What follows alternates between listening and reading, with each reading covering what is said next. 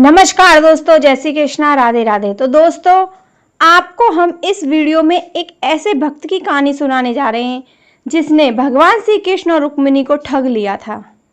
हरिपाल नाम के एक महान भागवत हुए। उन्होंने अपने गुरुजनों से पूछा, भागवत प्राप्ति का सरल उपाय क्या है। उनके गुरुदेव ने उत्तर दिया, संत सेवा। संत सेवा ही निश्चित रूप से भगवत प्राप्ति का उपाय है। जहाँ संतों की मंडली होती है वह ईश्वर की कृपा अवश्य होती है। जहाँ संतों की मंडली होती है वहाँ भगवान का वास होता है। हरिपाल जी संतों की सेवा करने लगे। संत जन उनकी सेवा में प्रसन्न होकर एक दूसरे को उनकी सेवा के बारे में बताने लगे। धीरे धीरे उनकी सेवा की ख्याति दूर दूर तक फैलने लगी। अब केवल एक या दो संत नहीं बल्कि पूरी संत मंडली उनके यहाँ एकत्र होने लगी। अन्य तीर्थों से आने वाले श्रद्धालु भी हरिपाल जी के स्थान पर रुकते, क्योंकि वहां संत सेवा और भगवत भजन का अद्भुत वातावरण था। हरिपाल जी संत सेवा में इतने तल्लीन हो गए कि जो भी उनके पास अन्न, धन या संपत्ति थी वह सब धीरे धीरे समाप्त हो गई। संतों की भीड़ रोज बढ़ती गई। उन्होंने अपनी जमीन बेच दी, कीमती गहने बेच दिए और जो भी संचित संपत्ति थी उसे संतों की सेवा में लगा दिया। अब स्थिति यह हो गई थी कि सेवा के लिए कुछ भी शेष नहीं बचा। जब संतों को भोजन कराने के लिए धन नहीं रहा तो उन्होंने बाजार से उधार लेना शुरू कर दिया। हजारों रुपए का कर्ज हो गया। उस समय 1000 रुपए की बहुत कीमत होती थी। 1 रुपए में ढेर सारी सामग्री आ जाती थी। हरिपाल जी ने अपनी सारी संपत्ति साधु सेवा में लगा दी और जब बाजार से उधार लेना भी संभव नहीं रहा तो दुकानदारों ने कर्ज देने से इनकार कर दिया। अब वह दुकान पर गए तो दुकानदारों ने कहा, हरिपाल जी पहले का उधार चुका दीजिए, अब बाजार में आपको कोई कर्ज नहीं देगा, आपकी सारी संपत्ति तो समाप्त हो चुकी है। अब हरिपाल जी के घर में ऐसी कोई भी वस्तु नहीं बची थी जिसे बेचकर संतों को भोजन कराया जा सके। लेकिन संत मंडली दिन प्रतिदिन बढ़ती जा रही थी। कोई द्वारकाधीश का जय घोष कर रहा था तो कोई जय श्री राम और कोई हर हर महादेव। संतों की अलग अलग मंडलियां लगातार आती रही। हरिपाल जी सोचने लगे, अब क्या करें। हमने अपनी पूरी संपत्ति संत सेवा में समर्पित कर दी, बाजार से कर्ज भी ले लिया, लेकिन अब कोई उधार भी नहीं दे रहा। संतों को भूखा कैसे जाने दें। चाहे हमें कुछ भी करना पड़े, हम उनकी सेवा अवश्य करेंगे।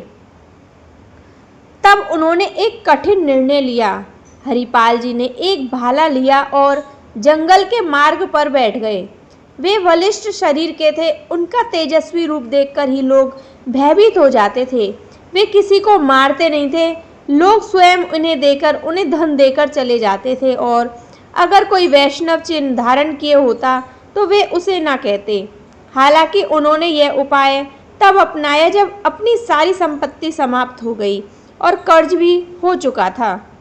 पहले उन्होंने पूरी श्रद्धा से अपना घर, धन, गहने सब संत सेवा में समर्पित किए। फिर बाजार से उधार लिया और जब कोई साधन शेष नहीं बचा तब इस उपाय को अपनाया।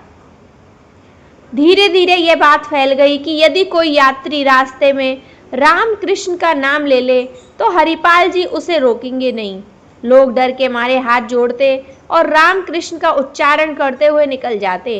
यात्रियों को पता था कि यहाँ डाकू भाला लिए खड़ा है, लेकिन यह भी समझ गए थे कि यदि तिलक लगा लो और मुख से हरि नाम निकले तो वह कुछ नहीं करेगा। धीरे धीरे यह स्थिति ऐसी हो गई कि जंगल से गुजरने वाला हर व्यक्ति तिलक लगाकर और नाम जपते हुए जाने लगा। भले ही वे अपने जीवन में पहले कभी हरि नाम का स्मरण न करते हो, लेकिन इस मार्ग से निकलने के लिए वे अवश्य ही नाम स्मरण करने लगे।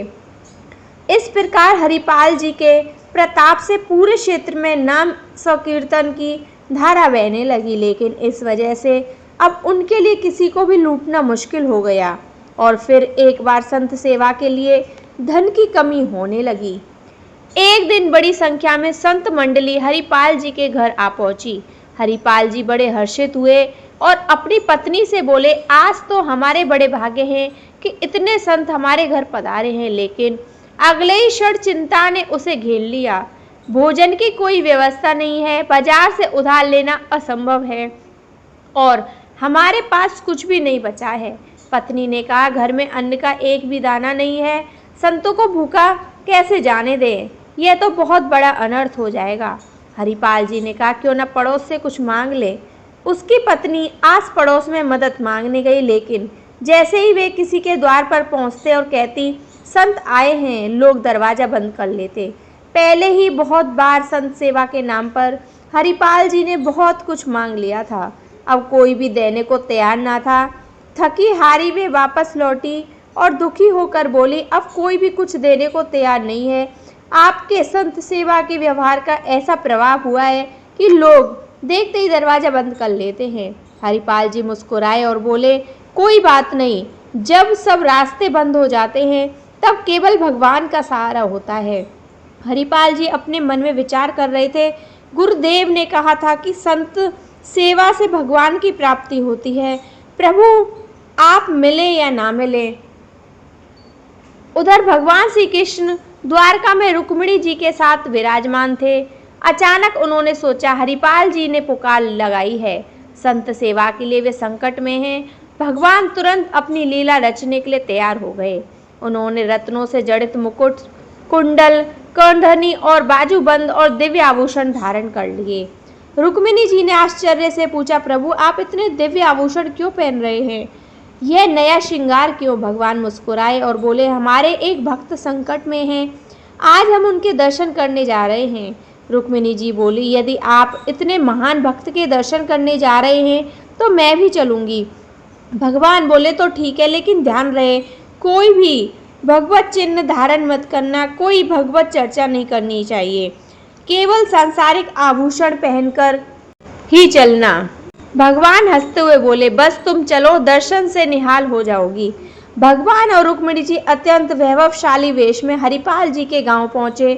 गांव के बाहर ही उन्होंने रुककर संदेश भेजा कि हम धनिक सेठ सेठानी और जंगल में यात्रा कर रहे हैं, हमें मार्ग सुरक्षित पार करवाने के लिए किसी की सहायता चाहिए। हरिपाल जी को जैसे ही यह समाचार मिला, उनका मन प्रसन्न हो गया। उन्होंने सोचा, अरे यह तो स्वयं भगवान की कृपा हुई, इन धनियों की मदद से संतों की सेवा का प्रबंध हो जाएगा। हरिपाल जी बाहर आए और देखा, दो अति सुंदर रत्न जड़ित आभूषणों से सुसज्जित स्त्री पुरुष खड़े हैं। भगवान बोले कि हमें जंगल पार कराना है। तब हरिपाल ने सोचा, यह सबसे बड़ी सफलता है, इतने धन से महीनों तक संतों की सेवा हो सकती है। भगवान की लीला देखिए, जो स्वयं भक्तों को भव सागर पार कराते हैं, वे हरिपाल जी से कह रहे हैं, हमें जंगल पार करवा दो। हरिपाल जी को शक न हो इसलिए भगवान उनसे व्यापारियों की भांति वार्तालाप करने लगे। भगवान बोले, हम बड़े व्यापारी हैं, हमारे पास बहुमूल्य आभूषण और स्वर्ण मुद्राएं हैं, हमें जंगल पार करना है, लेकिन वहाँ लुटेरे का भय है। यदि तुम हमारी सहायता करोगे तो हम तुम्हें एक स्वर्ण मुद्रा देंगे। हरिपाल जी भीतर ही भीतर प्रसन्न हुए। हरिपाल जी ने भगवान से कहा, आप निश्चित रहें, मैं आपको जंगल पार करा दूंगा। रुक्मिणी जी यह सब देख रही थी, लेकिन उन्होंने कुछ नहीं बोला और मन में सोचा, एक साधारण मनुष्य से सहायता मांग रहे हैं। तब भगवान ने मुस्कुराकर उत्तर दिया, प्रश्न मत करो, बस देखो, मैंने कहा था ना, यह मेरा महान भक्त है। हरिपाल जी ने गौर से प्रभु और रुक्मिणी जी को देखा। न माला, न तिलक, न कोई भगवत चिन्ह, पूरे सांसारिक व्यक्ति लग रहे थे। जरूर इनके पास अपार धन होगा, इन्हें लूटने में कोई दोष नहीं, क्योंकि हम इस धन से संतों को भोजन कराएंगे।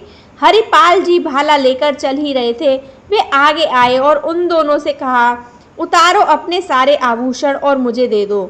भगवान ने रुक्मिणी जी से कहा, उतारो अपने आभूषण और इसे दे दो। रुक्मिणी जी ने कहा, हमने तो इसे अपनी रक्षा के लिए रखा था और ये हमें ही लूट रहा है, और आप भी कह रहे हैं इसे आभूषण दे दो। प्रभु बोले, उतारो आभूषण और इसे दे दो, नहीं तो ये हमें जान से मार डालेगा। तब भगवान जी ने रुक्मिणी जी से कहा, यह वही भक्त है, इसने अपना सर्वस्व लुटा दिया है, कुछ नहीं है आज इसके पास, मैं इसी से लुटने के लिए यहाँ आया हूँ। हरिपाल जी ने जब लौटकर देखा तो अनंत सौंदर्य और माधुर्य से युक्त भगवान और श्री रुक्मिणी जी उनके सामने विराजमान थे। उन्होंने प्रभु के चरण पकड़ लिए और कहा, प्रभु मुझसे गलती हो गई, मेरे कटु वचन, मेरा भाला उठाना, यह सब मेरी भूल थी। प्रभु आप जानते हैं हमारे घर में संत मंडली बैठी है, इतना कर्ज हो गया है कि अब कोई हमें उधार भी नहीं देता। पड़ोस से मांगे तो कोई कुछ देने को तैयार नहीं है और जो थोड़ी बहुत संपत्ति थी वह भी समाप्त हो गई है। लेकिन संत भूखे ना जाए प्रभु, इसलिए मैंने ये सब किया। भगवान ने हरिपाल जी को छाती से लगा लिया और कहा, तुम सर्वश्रेष्ठ हो और मेरे प्राण प्रिय भक्त हो। हरिपाल जी ने प्रभु से कहा, प्रभु आपके ये आभूषण मैं नहीं ले जा सकता। तब भगवान ने कहा, देखो हम यह सब संतों की सेवा के लिए ही लाए हैं, इसे ले जाओ। यह महालक्ष्मी के श्री अंग के आभूषण हैं, यह कुल परंपरा के अनुसार बढ़ेंगे, कभी घटेंगे नहीं। इन्हें बेचकर अपना सारा कर्ज चुका दो और प्रतिदिन लाखों संतों को भोजन कराओ। अब तुम्हारा ऐश्वर्य कभी घटने वाला नहीं है।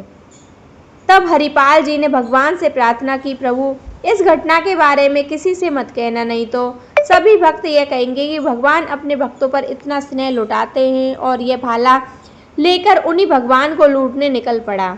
भगवान ने कहा, डरो मत, यदि कोई चर्चा को सुनेगा भी तो वह तुम्हें आदर्श मानकर संत सेवा कहेगा और मेरी प्राप्ति का उपाय सोचेगा, ना कि तुम्हें दोष देगा।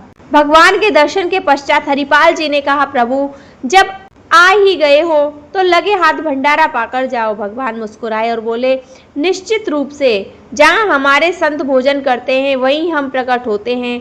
हरिपाल जी की वजह से उस भंडारे में उपस्थित सभी संतों को भगवान का साक्षात्कार हुआ।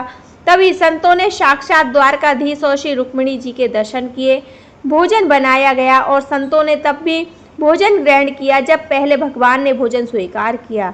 फिर उनका प्रसाद संतों ने ग्रहण किया और संतों और भगवानों का उच्चिष्ट हरिपाल जी ने पाया।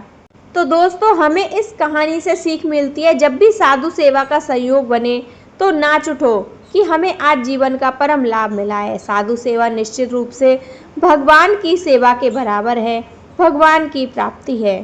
तो दोस्तों आपको हमारी ये कहानी कैसी लगी, कमेंट में जय श्री कृष्णा जरूर लिखें। जय श्री कृष्णा, राधे राधे।